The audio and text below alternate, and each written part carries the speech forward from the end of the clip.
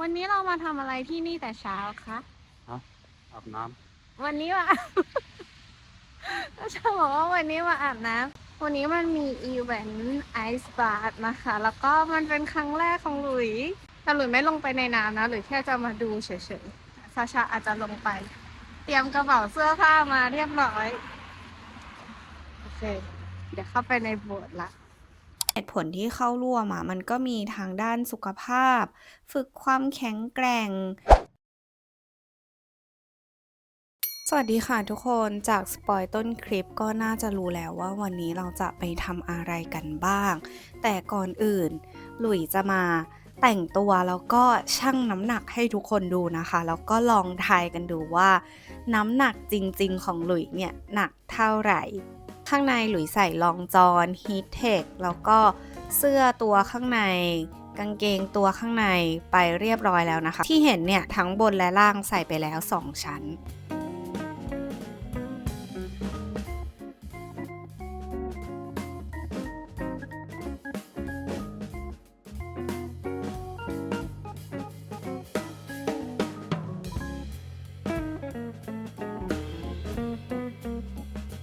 เดี๋ยวเรามาดูกันว่ารวมรองเท้ารวมทั้งหมดแล้วหลุยหนักกี่กิโล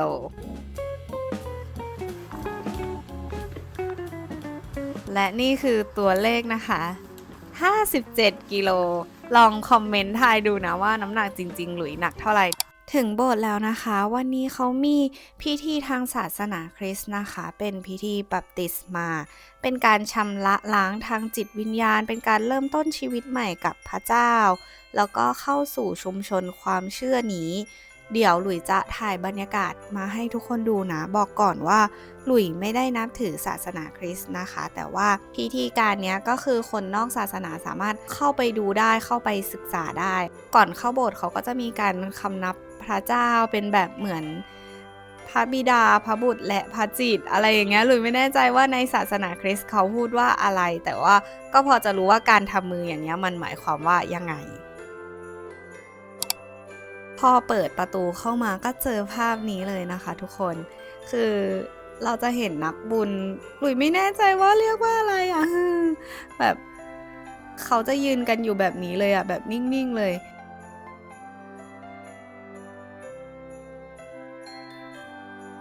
แล้วก็อันนี้คือน้ำดื่มศักดิ์สิทธิ์นะคะเขาเรียกว่า Holy Water ผู้หญิงก็จะต้องใส่ผ้าโพกหัวแบบนี้นะทุกคนหลุยโดนไล่ไปใส่ผ้าโพกหัวด้วยเพราะตอนแรกหลุยไม่รู้แล้วก็มีคุณป้าท่านหนึ่งเขาบอกว่าให้ไปเอาผ้าโพกหัวในห้องแต่งตัวมาใส่ซะแล้วถ้าทุกคนสังเกตในวิดีโอคนที่มาร่วมพิธีในวันนี้ส่วนใหญ่จะเป็นชาวรัสเซียที่เป็นแบบหน้าตาฝรั่งหน่อยแต่ว่าชาวยาคุสจริงๆจะน้อยมากเพราะว่าคนยาคุสเขาไม่นับถือศาสนาเขาจะนับถือในธรรมชาติในเทพท้องฟ้าสายลมสายน้ำต้นไม้อะไรประมาณนี้เขาจะไม่มีศาสนาแบบนี้แต่ถ้าเป็นรัสเซียที่หน้าฝรั่งเนี่ยคือเขาก็จะนับถือเนี่ยแหละศาสนาคริสต์นิกายออร์โธดอกซ์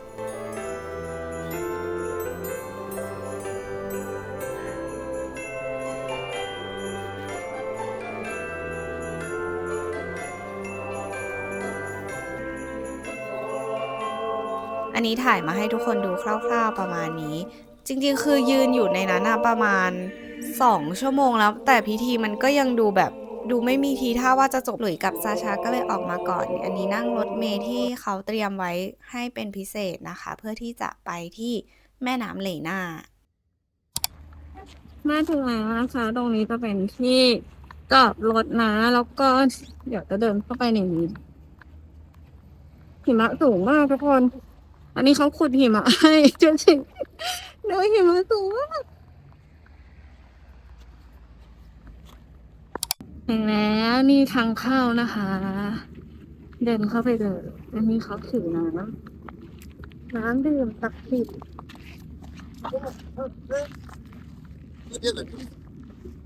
Право, женщины, лево, мужики. นี่คือ Holy Water อะเขาบอกว่าอะไร啊，你看，进去的是女生，这边是ผู้ชายเข้าทางโน้น ผู้หญิงเข้าทางนี้ อันนี้คือข้างในห้องแต่งตัวนะคะ โชคดีมากช่วงที่หลุยไปคือคนน้อยพอดีได้ถ่ายมาให้ทุกคนดูมันก็จะหน้าตาประมาณนี้เลย และช่องน้ำแข็งนี้อุณหภูมิน้ำอยู่ที่ประมาณ0 องศาค่ะ พอเข้ามาเจอแล้วมันไม่เหมือนภาพที่คิดไว้เลยนะ ภาพที่หลุยเคยเห็นน่ะมันจะเป็นช่องน้ำแข็งที่เขาถูกเจาะไว้อย่างเดียวแล้วก็ไม่มีเซฟตี้อะไรแบบเนี้ยดูสิแค่เห็นก็หนาวแล้วว่าซาชาเก่งมาก นี่คือครั้งแรกของซาชาเหมือนกันนะทุกคน คิดว่าจะเป็นครั้งสุดท้ายด้วย ที่หลุยเคยอ่านมาเขาบอกว่ามันเป็นการช่วยกระตุ้นภูมิคุ้มกันแล้วก็ทำให้ร่างกายปรับตัวต่อความเย็นได้ดีมากขึ้นเหตุผลที่เข้าร่วมมันก็มีทางด้านสุขภาพ ฝึกความแข็งแกร่ง เชื่อมโยงกับศาสนาหรือประเพณีเฉพาะของแต่ละประเทศด้วย แล้วมันไม่ได้มีแค่ที่ยาคุสนะ ในแถบกลุ่มยุโรปหรือว่าในประเทศนอร์ดิกเขาก็จะมีธรรมเนียมสุขภาพแบบนี้เหมือนกัน เป็นยังไงบ้าง หนาว หนาวมากดูสิดูแดงมันมองไม่เห็นแต่ว่าจริงๆก็คือแดง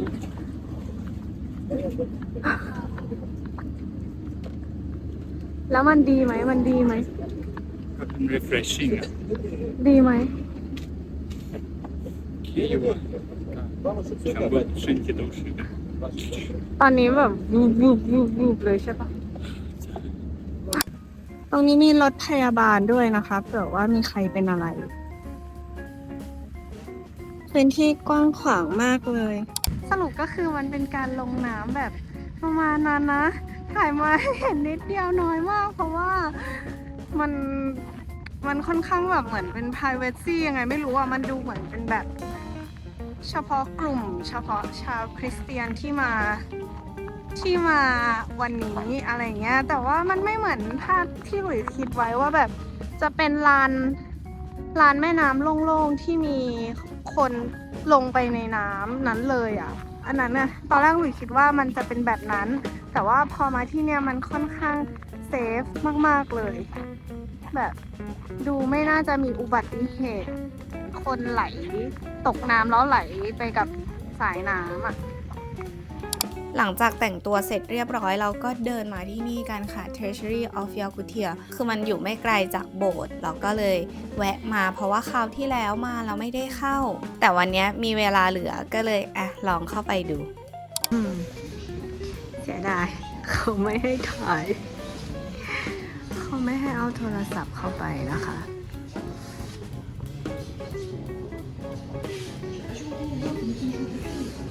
ต้องขอโทษทุกคนด้วย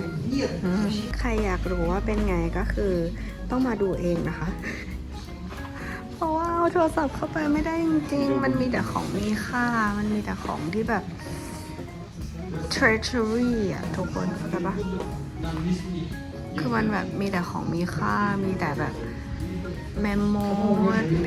ชรพลอยเงินทองอะไรอย่างเงี้ยที่เขาโชว์ไว้แล้วเขาก็จะแบบอยากรู้ก็ต้องมาดูเองนะคะ ตรงนี้เป็นในเมืองนะทุกคนพอออกมาจากอาคารก็เห็นเลยว่าหมอกลงอีกแล้วให้ดูบรรยากาศนะคะอากาศประมาณ-30เท่าไหร่นี่แหละอันนี้เรากำลังจะเดินไปกินข้าวกันนะคะ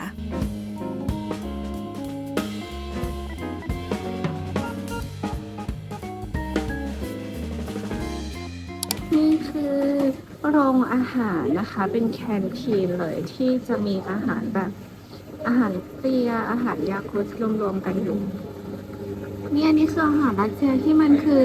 บีทรูทแล้วก็มีมายองเนสอันนี้คือเขาเรียกว่าสลัดตรงนี้ก็จะเป็นพวกสลัดต่างๆนะคะแล้วก็มอสที่มิชาชอบอันนี้คือบึบปะเป็นนมวัวหมักเป็นนมของยาคุสนะทุกคนรสชาติแบบเปรี้ยวๆก็มีพายด้วยน่ากินจังพายอะไรอ่ะ พายเบอร์รี่ พายบลูเบอร์รี่เอาพายบลูเบอร์รี่ได้ไหมอันนี้คือน้ำอะไรอ่ะน้ำผลไม้อะไรสักอย่างอันนี้อ่ะว้ายระวังอันนี้น้ำผลไม้เหมือนกันเหรอไม่ใช่ อันนี้คืออะไรอ่ะ一种草吗还是什么我 Little Johnny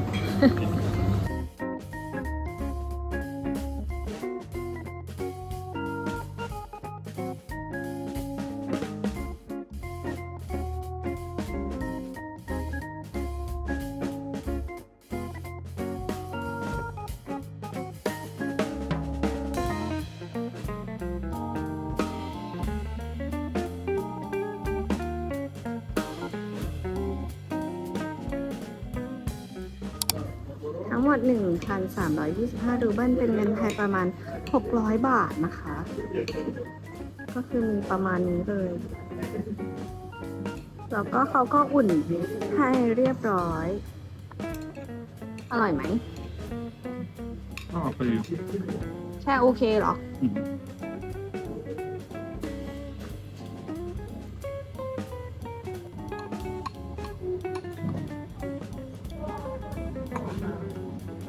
เหมือน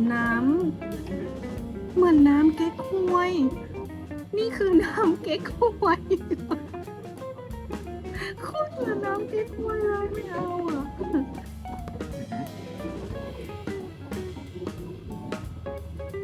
อันนี้ก็เปรี้ยว อันนี้คือน้ำผลไม้ปกติ เชบูเรหรือชอบกินอันนี้มากเชบูเรใช้มือปะเขาใช้มือปะ อืม อ๋อร้อน อันนี้เป็นของรัสเซียนะคะ ไม่ใช่อาหารยาคุสป้าอยู่ไหนเนี่ยอืม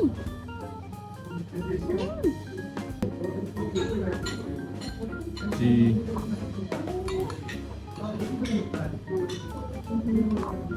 ทำไมไม่กินผัก เรียบ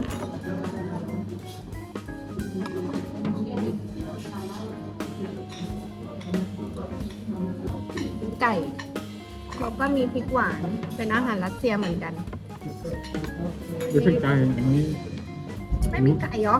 หมูสับอ่ะ เอาหมูสับกับพริกห ไม่ วาน เป็นหมูสับเนื้อสับ มาทุก มาทุกชนิดละ เอาจริงไม่ได้ว้าวอะไรขนาดนั้นแหละรีแอคชั่นเวอร์ไปงั้นแหละ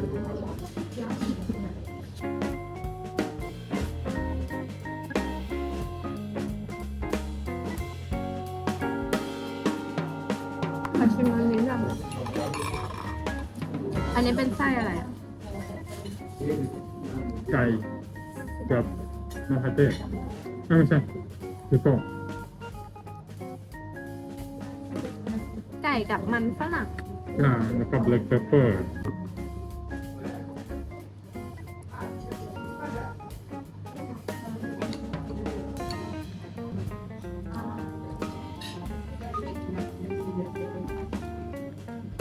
我不太喜欢。 อืม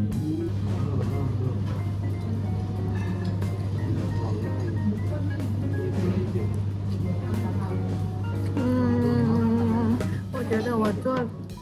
会更好吃。อันสุดท้ายแข็งมากรอแร่งมันไม่ได้แข็งขนาดนั้น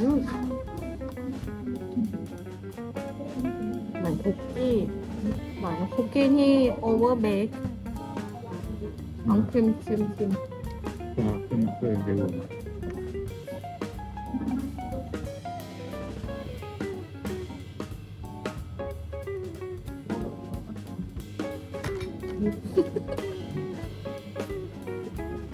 เปลืองแคลมากมือนี้พอละ เอากลับบ้านไหม ใช่ไหม เนี่ยเอาของกลับบ้าน อันนี้คือ มันเป็นกระดาษรองขนมปังที่เราใส่มา แล้วเนี่ย มันกินไม่หมดใช่ปะ เราก็จะแบบจะเอาห่อกลับขอพลิกด้านมาดูเธอมันได้เหรอ มันโคตรจะแบบรีไซเคิลดู มันได้เหรอประชาบอกว่าได้ ได้ก็ได้ แล้วจะทำยังไง ห่อไปแบบนี้ไหม Buen, buen. Ok. ไม่เอาเหรอ Cuidado. นี่ Cuidado, cuidado, cuidado. นี่ Cuidado, cuidado. ไม่อ่ะ Cuidado. จะได้หรอแพงไหมเนี่ยอันเนี้ยอันไม่ออกอ่ะ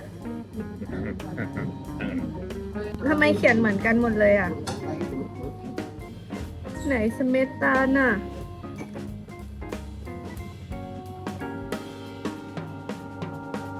Está seguro. Cuidado. 85 รูเบิล40 บาท โอเค กินกันอิ่มละเดี๋ยวหลุยพาทุกคนไปเดินเล่นต่อกันอีกสักนิดนึงก่อนจะกลับบ้านกันค่ะ อันนี้รองเท้ายาคุสนะคะทำจากขนแท้ๆคู่ละ65,000มันดูรองเท้าอันนี้คือแบบใหญ่มากดูมือฉันสิ กับรองเท้า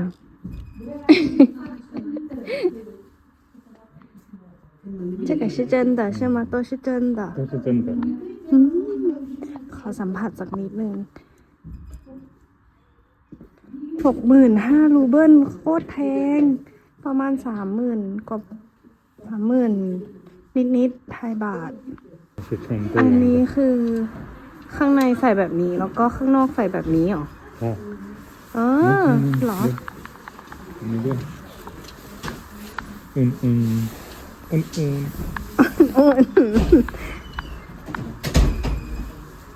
我在当那。 อ๋อ อันนี้คือข้างนอกอ๋อข้างในอุ่นๆแบบนี้เลย อันนี้ดูอุ่นกว่าไหมหรือมันเหมือนกัน อันนี้มันดูหนา ราคารองเท้าที่เนี่ย เหมือนคนไทยใส่รองเท้าแบรนด์เนมที่ไทยอ่ะ อันนี้คือขนกวาง ขนกวางนะคะ ทุกคน อันนี้มันคือส่วนของเท้ากวางขาเนี่ยเห็นไหม แล้วก็เอามาทำรองเท้า 嗯。 ก็คือของแท้เลย สุดยอด อันนี้ไม่ใช่มีดธรรมดานะคะ แต่มันเป็นมีดพื้นบ้านของชาวยาคุสเลย คนที่เคยดูช่องหลุยอ่ะก็น่าจะเคยเห็นผ่านตามาบ้างแล้ว ลักษณะเด่นของมีดอันเนี้ยคือมันเป็นมีดที่ฝั่งหนึ่งแบนราบแล้วก็อีกฝั่งหนึ่งอ่ะมันจะมีร่องยาวแล้วก็คมมีดมันจะเอียงไปด้านเดียว เพื่อทำให้ควบคุมทิศทางการเฉือนให้ได้แม่นยำมากขึ้น ด้ามมีดเขาก็จะใช้เป็นไม้เพราะว่ามันจับได้ถนัดมือแล้วก็ไม่ลื่นด้วย ตอนเนี้ยมีดยาคุสอะมันไม่ใช่แค่มีดที่เอาไว้ล่าสัตว์หรือว่าเอาไว้ทำอาหารนะ คือคนเขาอะสะสมมีดกันด้วยแล้วร้านเนี้ยเขาก็มีขายชุดทำมีดเองด้วย เราสามารถหลอมมีดได้เองเหมือนแบบเป็นงานศิลปะเลยแล้วก็มีดแต่ละด้ามอะมันก็จะมีเอกลักษณ์เฉพาะตัว ถ้าสังเกตดูก็จะเห็นว่าแม้กระทั่งมีดที่ทำมาเสร็จเรียบร้อยแล้วอะที่เขาวางขายอยู่อะก็แทบจะไม่มีอันไหนเหมือนกัน 100% เลย เหมือนมีดที่เขาวางขายอยู่ตรงเนี้ยก็เป็นมีดที่แฮนด์เมดเหมือนกัน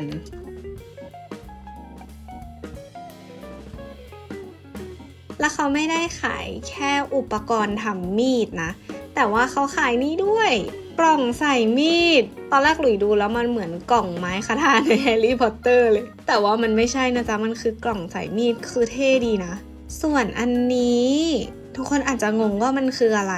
อันนี้มันเป็นฐานเอาไว้รองปลา คือปลาที่เนี่ยมันจะเป็นปลาตัวแข็งๆใช่ป่ะยาวๆเขาจะเอาหัวปลาทิ่มลง แล้วก็เอาตัวพิงกับไม้อันนี้เสร็จแล้วเขาก็จะเอามีดหั่นสไลด์เนื้อปลา อร่อยมากปลาเนี้ยไม่รู้ชื่ออะไรจำชื่อมันไม่ได้สักที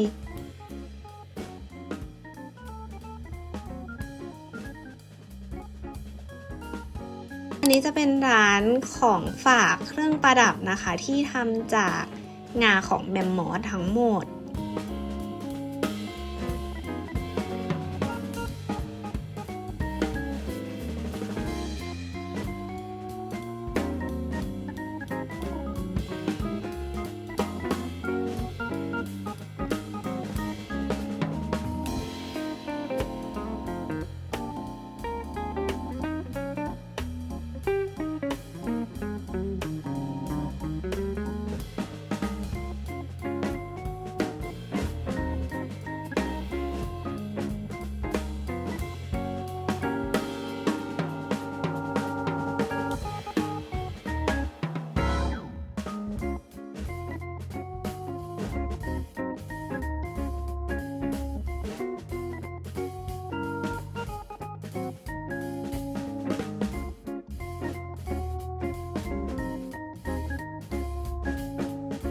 ก็ประมาณนี้นะคะ ถึงเวลาไปรับลูกชายละ จะบอกว่าที่ฟ้ามืดๆเนี่ยมันประมาณ4 โมงกว่าเองนะ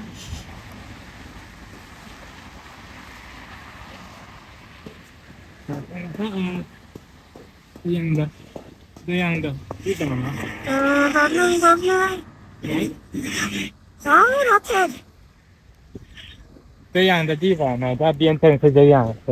因为是他们做的，明白吗？现在是也是。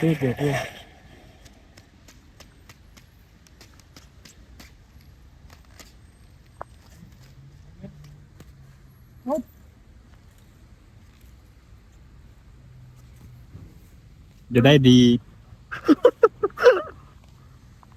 มันจะไม่ลื่นเหรอ ลื่น แล้วทำไม 好看啊！如果是这样的话，更滑冰滑。เออเหรอ นี่มันอะไรกันเนี่ย โอ้โห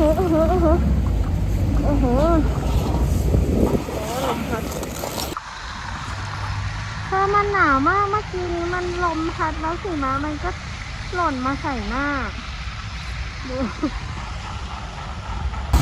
这个马路呢？ นี่เขากำลัง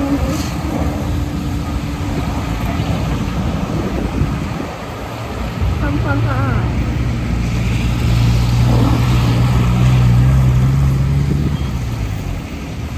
โอ้ยมันหนาวมากเลย